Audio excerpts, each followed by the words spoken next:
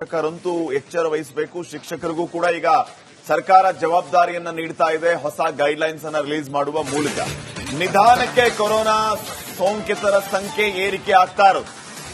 ರಾಜ್ಯದಲ್ಲಿ 253 ಮಂದಿಗೆ ಕೋವಿಡ್ ಅಂಟಿದೆ. ಮೊನ್ನೆ ಅಷ್ಟೇ 30-40 ಇತ್ತು. ಇವತ್ತು 253 ಆಗಿದೆ. ಈ ಆತಂಕದ ನಡುವೆ ಶಾಲೆಗಳು ಓಪನ್ ಆಗ್ತಾ ಇರೋದು. ಇವತ್ತಿನಿಂದ ರಾಜ್ಯದಾದ್ಯಂತ ಶಾಲೆಗಳು ಆರಂಭ ಆಗಿದೆ. ಶಾಲೆಗಳಿಗೆ ಶಿಕ್ಷಣ ಇಲಾಖೆ ಹೊಸ ಮಾರ್ಗಸೂಚಿಗಳನ್ನು ಹೊರಡಿಸಿರೋದು. ಜ್ವರ, ಶೀತ, ಕೆಮ್ಮು, ವಾಂತಿ ಇದ್ರೆ ಹುಷಾರಾಗಿರಬೇಕು. ಈ ರೀತಿಯ ಲಕ್ಷಣಗಳು ಕಂಡ್ರೆ ಮಕ್ಕಳನ್ನ ವಾಪಸ್ ಕಳಿಸೋದಕ್ಕೆ ಈಗಾಗಲೇ ಸೂಚನೆಯನ್ನ ನೀಡಲಾಗಿದೆ. ಪೋಷಕರು ಕೂಡ ಅಷ್ಟೇ ತಮ್ಮ ಮಕ್ಕಳ ಬಗ್ಗೆ ನಿಗಾ ವಹಿಸಬೇಕು. ಇದು ಪ್ಯಾಂಡೆಮಿಕ್ ಆಗಿರೋದ್ರಿಂದ ಒಬ್ಬರಿಗೇನಾದ್ರೂ ಲಕ್ಷಣ ಕಂಡು ಸಮಸ್ಯೆ ಆದ್ರೆ ಇಡೀ ಶಾಲೆಗೆ ಆವರಿಸುತ್ತೆ. ಹೀಗಾಗಿ ಈ ಒಂದು ವಿಚಾರದಲ್ಲಿ ಬಹಳ ಗಂಭೀರವಾಗಿರಬೇಕು ಅನ್ನುವಂತಹ ಮಾರ್ಗಸೂಚಿಯನ್ನ ಹೊರಡಿಸಲಾಗಿದೆ. ಈಗಾಗಲೇ ನಾವು 2-3 ಅಲೆಗಳನ್ನ ಕಂಡು ಪೆಟ್ಟು ತಿಂದಿದ್ದೇವೆ ಕೊರೋನಾ ವಿಚಾರದಲ್ಲಿ. ಅದು ಯಾವುದೇ ಕಾರಣಕ್ಕೂ ರಿಪೀಟ್ ಆಗಬಾರದು. ಅದರಲ್ಲೂ ಮಕ್ಕಳು ಬಹಳ ಸೂಕ್ಷ್ಮ, ಅವ್ರ ಮೇಲೆ ತೊಂದರೆ ಆಗಬಾರದು ಅಂತ ಹೇಳಿ ಹೊಸ ಮಾರ್ಗಸೂಚಿಗಳನ್ನ ಹೊರಡಿಸಲಾಗಿದೆ. ರಾಜ್ಯದಲ್ಲಿ ಕೊರೋನಾ ಪ್ರಕರಣಗಳ ಸಂಖ್ಯೆಯೂ ಕೂಡ ಏರಿಕೆ ಆಗ್ತಾ ಇದೆ. ಈ ಮಧ್ಯೆ ಶಾಲೆಗಳು ಕೂಡ ಓಪನ್ ಆಗ್ತಾ ಇರೋದು. ಶಿಕ್ಷಣ ಇಲಾಖೆ ಎಲ್ಲಾ ಸರ್ಕಾರಿ ಅನುದಾನಿತ ಖಾಸಗಿ ಶಾಲೆಗಳಿಗೆ ಹೊಸ ಕೋವಿಡ್ ಮಾರ್ಗಸೂಚಿಗಳನ್ನ ಈಗಾಗಲೇ ರಿಲೀಸ್ ಮಾಡಿದೆ. ಆ ಮಾರ್ಗಸೂಚಿ ಪ್ರಕಾರ ಶಾಲೆಗಳು ನಡಿಬೇಕು. ಇದರಲ್ಲಿ ಯಾವುದೇ ರೀತಿಯ ವ್ಯತ್ಯಯ ಆಗಬಾರದು, ತೊಂದರೆ ಆಗಬಾರದು. ಆ ರೀತಿ ನಿಗಾ ವಹಿಸುವಂತೆ ಸರ್ಕಾರ ಸ್ಪಷ್ಟವಾಗಿ ಸೂಚನೆಯನ್ನ ನೀಡಿದೆ.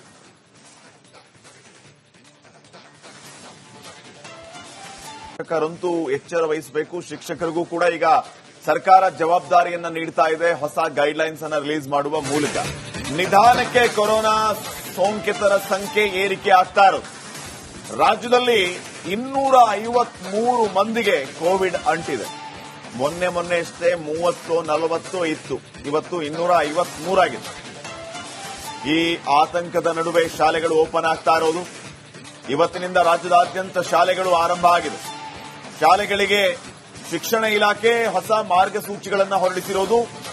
ಜ್ವರ, ಶೀತ, ಕೆಮ್ಮು, ವಾಂತಿ ಇದ್ರೆ ಹುಷಾರಾಗಿರಬೇಕು. ಈ ರೀತಿಯ ಲಕ್ಷಣಗಳು ಕಂಡ್ರೆ ಮಕ್ಕಳನ್ನ ವಾಪಸ್ ಕಳಿಸೋದಕ್ಕೆ ಈಗಾಗಲೇ ಸೂಚನೆಯನ್ನ ನೀಡಲಾಗಿದೆ. ಪೋಷಕರು ಕೂಡ ಅಷ್ಟೇ ತಮ್ಮ ಮಕ್ಕಳ ಬಗ್ಗೆ ನಿಗಾ ವಹಿಸಬೇಕು.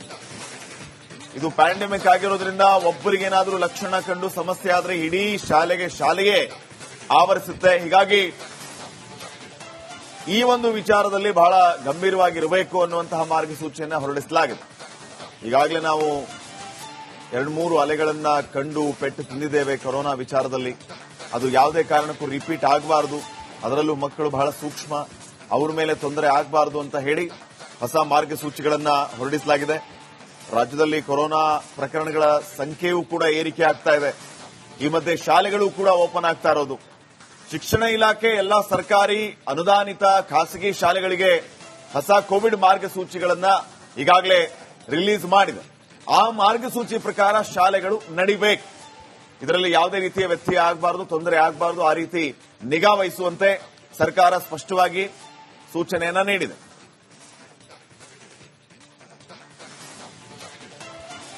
ಶಿಕ್ಷಕರಂತೂ ಎಚ್ಚರ ವಹಿಸಬೇಕು. ಶಿಕ್ಷಕರಿಗೂ ಕೂಡ ಈಗ ಸರ್ಕಾರ ಜವಾಬ್ದಾರಿಯನ್ನ ನೀಡ್ತಾ ಇದೆ. ಹೊಸ ಗೈಡ್ಲೈನ್ಸ್ ಅನ್ನ ರಿಲೀಸ್ ಮಾಡುವ ಮೂಲಕ ನಿಧಾನಕ್ಕೆ ಕೊರೋನಾ ಸೋಂಕಿತರ ಸಂಖ್ಯೆ ಏರಿಕೆ ಆಗ್ತಾ ಇರೋದು. ರಾಜ್ಯದಲ್ಲಿ 253 ಮಂದಿಗೆ ಕೋವಿಡ್ ಅಂಟಿದೆ. ಮೊನ್ನೆ ಅಷ್ಟೇ 30-40 ಇತ್ತು. ಇವತ್ತು 253 ಆಗಿದೆ. ಈ ಆತಂಕದ ನಡುವೆ ಶಾಲೆಗಳು ಓಪನ್ ಆಗ್ತಾ ಇರೋದು. ಇವತ್ತಿನಿಂದ ರಾಜ್ಯದಾದ್ಯಂತ ಶಾಲೆಗಳು ಆರಂಭ ಆಗಿದೆ. ಶಾಲೆಗಳಿಗೆ ಶಿಕ್ಷಣ ಇಲಾಖೆ ಹೊಸ ಮಾರ್ಗಸೂಚಿಗಳನ್ನ ಹೊರಡಿಸಿರೋದು. ಜ್ವರ, ಶೀತ, ಕೆಮ್ಮು, ವಾಂತಿ ಇದ್ರೆ ಹುಷಾರಾಗಿರಬೇಕು. ಈ ರೀತಿಯ ಲಕ್ಷಣಗಳು ಕಂಡ್ರೆ ಮಕ್ಕಳನ್ನ ವಾಪಸ್ ಕಳಿಸೋದಕ್ಕೆ ಈಗಾಗಲೇ ಸೂಚನೆಯನ್ನ ನೀಡಲಾಗಿದೆ. ಪೋಷಕರು ಕೂಡ ಅಷ್ಟೇ ತಮ್ಮ ಮಕ್ಕಳ ಬಗ್ಗೆ ನಿಗಾ ವಹಿಸಬೇಕು. ಇದು ಪ್ಯಾಂಡೆಮಿಕ್ ಆಗಿರೋದ್ರಿಂದ ಒಬ್ಬರಿಗೇನಾದ್ರೂ ಲಕ್ಷಣ ಕಂಡು ಸಮಸ್ಯೆ ಆದ್ರೆ ಇಡೀ ಶಾಲೆಗೆ ಆವರಿಸುತ್ತೆ. ಹೀಗಾಗಿ ಈ ಒಂದು ವಿಚಾರದಲ್ಲಿ ಬಹಳ ಗಂಭೀರವಾಗಿರಬೇಕು ಅನ್ನುವಂತಹ ಮಾರ್ಗಸೂಚಿಯನ್ನ ಹೊರಡಿಸಲಾಗಿದೆ. ಈಗಾಗಲೇ ನಾವು 2-3 ಅಲೆಗಳನ್ನ ಕಂಡು ಪೆಟ್ಟು ತಿಂದಿದ್ದೇವೆ ಕೊರೋನಾ ವಿಚಾರದಲ್ಲಿ. ಅದು ಯಾವುದೇ ಕಾರಣಕ್ಕೂ ರಿಪೀಟ್ ಆಗಬಾರದು. ಅದರಲ್ಲೂ ಮಕ್ಕಳು ಬಹಳ ಸೂಕ್ಷ್ಮ, ಅವ್ರ ಮೇಲೆ ತೊಂದರೆ ಆಗಬಾರದು ಅಂತ ಹೇಳಿ ಹೊಸ ಮಾರ್ಗಸೂಚಿಗಳನ್ನ ಹೊರಡಿಸಲಾಗಿದೆ. ರಾಜ್ಯದಲ್ಲಿ ಕೊರೋನಾ ಪ್ರಕರಣಗಳ ಸಂಖ್ಯೆಯೂ ಕೂಡ ಏರಿಕೆ ಆಗ್ತಾ ಇದೆ. ಈ ಮಧ್ಯೆ ಶಾಲೆಗಳು ಕೂಡ ಓಪನ್ ಆಗ್ತಾ ಇರೋದು. ಶಿಕ್ಷಣ ಇಲಾಖೆ ಎಲ್ಲಾ ಸರ್ಕಾರಿ ಅನುದಾನಿತ ಖಾಸಗಿ ಶಾಲೆಗಳಿಗೆ ಹೊಸ ಕೋವಿಡ್ ಮಾರ್ಗಸೂಚಿಗಳನ್ನ ಈಗಾಗಲೇ ರಿಲೀಸ್ ಮಾಡಿದೆ. ಆ ಮಾರ್ಗಸೂಚಿ ಪ್ರಕಾರ ಶಾಲೆಗಳು ನಡಿಬೇಕು. ಇದರಲ್ಲಿ ಯಾವುದೇ ರೀತಿಯ ವ್ಯತ್ಯಯ ಆಗಬಾರದು, ತೊಂದರೆ ಆಗಬಾರದು. ಆ ರೀತಿ ನಿಗಾ ವಹಿಸುವಂತೆ ಸರ್ಕಾರ ಸ್ಪಷ್ಟವಾಗಿ ಸೂಚನೆಯನ್ನ ನೀಡಿದೆ.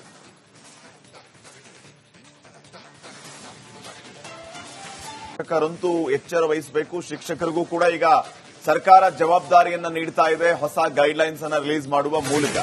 ನಿಧಾನಕ್ಕೆ ಕೊರೋನಾ ಸೋಂಕಿತರ ಸಂಖ್ಯೆ ಏರಿಕೆ ಆಗ್ತಾ ಇರೋದು. ರಾಜ್ಯದಲ್ಲಿ 253 ಮಂದಿಗೆ ಕೋವಿಡ್ ಅಂಟಿದೆ. ಮೊನ್ನೆ ಅಷ್ಟೇ 30-40 ಇತ್ತು. ಇವತ್ತು 253 ಆಗಿದೆ. ಈ ಆತಂಕದ ನಡುವೆ ಶಾಲೆಗಳು ಓಪನ್ ಆಗ್ತಾ ಇರೋದು. ಇವತ್ತಿನಿಂದ ರಾಜ್ಯದಾದ್ಯಂತ ಶಾಲೆಗಳು ಆರಂಭ ಆಗಿದೆ. ಶಾಲೆಗಳಿಗೆ ಶಿಕ್ಷಣ ಇಲಾಖೆ ಹೊಸ ಮಾರ್ಗಸೂಚಿಗಳನ್ನು ಹೊರಡಿಸಿರೋದು. ಜ್ವರ, ಶೀತ, ಕೆಮ್ಮು, ವಾಂತಿ ಇದ್ರೆ ಹುಷಾರಾಗಿರಬೇಕು. ಈ ರೀತಿಯ ಲಕ್ಷಣಗಳು ಕಂಡ್ರೆ ಮಕ್ಕಳನ್ನ ವಾಪಸ್ ಕಳಿಸೋದಕ್ಕೆ ಈಗಾಗಲೇ ಸೂಚನೆಯನ್ನ ನೀಡಲಾಗಿದೆ. ಪೋಷಕರು ಕೂಡ ಅಷ್ಟೇ ತಮ್ಮ ಮಕ್ಕಳ ಬಗ್ಗೆ ನಿಗಾ ವಹಿಸಬೇಕು. ಇದು ಪ್ಯಾಂಡೆಮಿಕ್ ಆಗಿರೋದ್ರಿಂದ ಒಬ್ಬರಿಗೇನಾದರೂ ಲಕ್ಷಣ ಕಂಡು ಸಮಸ್ಯೆ ಆದರೆ ಇಡೀ ಶಾಲೆಗೆ ಆವರಿಸುತ್ತೆ. ಹೀಗಾಗಿ ಈ ಒಂದು ವಿಚಾರದಲ್ಲಿ ಬಹಳ ಗಂಭೀರವಾಗಿರಬೇಕು ಅನ್ನುವಂತಹ ಮಾರ್ಗಸೂಚಿಯನ್ನ ಹೊರಡಿಸಲಾಗಿದೆ. ಈಗಾಗಲೇ ನಾವು 2-3 ಅಲೆಗಳನ್ನ ಕಂಡು ಪೆಟ್ಟು ತಿಂದಿದ್ದೇವೆ ಕೊರೋನಾ ವಿಚಾರದಲ್ಲಿ. ಅದು ಯಾವುದೇ ಕಾರಣಕ್ಕೂ ರಿಪೀಟ್ ಆಗಬಾರದು. ಅದರಲ್ಲೂ ಮಕ್ಕಳು ಬಹಳ ಸೂಕ್ಷ್ಮ, ಅವ್ರ ಮೇಲೆ ತೊಂದರೆ ಆಗಬಾರದು ಅಂತ ಹೇಳಿ ಹೊಸ ಮಾರ್ಗಸೂಚಿಗಳನ್ನ ಹೊರಡಿಸಲಾಗಿದೆ. ರಾಜ್ಯದಲ್ಲಿ ಕೊರೋನಾ ಪ್ರಕರಣಗಳ ಸಂಖ್ಯೆಯೂ ಕೂಡ ಏರಿಕೆ ಆಗ್ತಾ ಇದೆ. ಈ ಮಧ್ಯೆ ಶಾಲೆಗಳು ಕೂಡ ಓಪನ್ ಆಗ್ತಾ ಇರೋದು. ಶಿಕ್ಷಣ ಇಲಾಖೆ ಎಲ್ಲಾ ಸರ್ಕಾರಿ ಅನುದಾನಿತ ಖಾಸಗಿ ಶಾಲೆಗಳಿಗೆ ಹೊಸ ಕೋವಿಡ್ ಮಾರ್ಗಸೂಚಿಗಳನ್ನ ಈಗಾಗಲೇ ರಿಲೀಸ್ ಮಾಡಿದೆ. ಆ ಮಾರ್ಗಸೂಚಿ ಪ್ರಕಾರ ಶಾಲೆಗಳು ನಡಿಬೇಕು. ಇದರಲ್ಲಿ ಯಾವುದೇ ರೀತಿಯ ವ್ಯತ್ಯಯ ಆಗಬಾರದು, ತೊಂದರೆ ಆಗಬಾರದು. ಆ ರೀತಿ ನಿಗಾ ವಹಿಸುವಂತೆ ಸರ್ಕಾರ ಸ್ಪಷ್ಟವಾಗಿ ಸೂಚನೆಯನ್ನ ನೀಡಿದೆ.